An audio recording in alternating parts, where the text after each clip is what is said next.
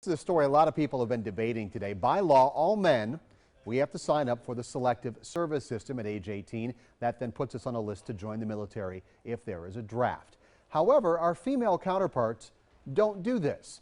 But some top military officials are talking about making some changes. Casey Geraldo talked with female veterans to get their take on opening up the draft to women. Casey? I did. So here's the deal. At the end of last year, the Pentagon announced women would be included in active combat, and many already have been for years, including the women that I talked with.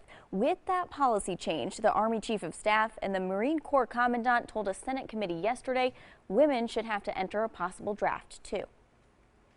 Rachel Johnson and Stephanie Lamone both served in the U.S. military. I loved it. I've always been proud of it. Despite seeing some of the worst serving as a woman. It's difficult. I know there's a lot of men out there that don't like women being in the service, and they say, yeah, send your daughters to the military to serve and get raped.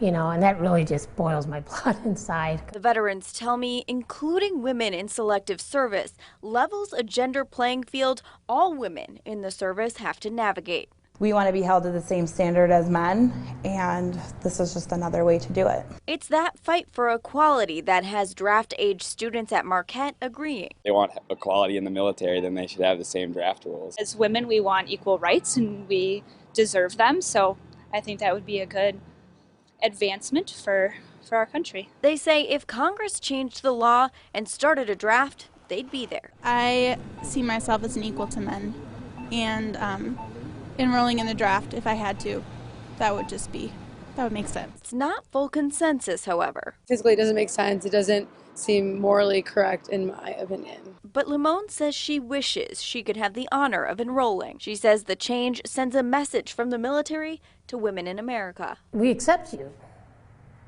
We know you can do the job. It's important to keep in mind there hasn't been a draft since the Vietnam War, but Johnson says this is just another way the military is taking steps forward to be more inclusive.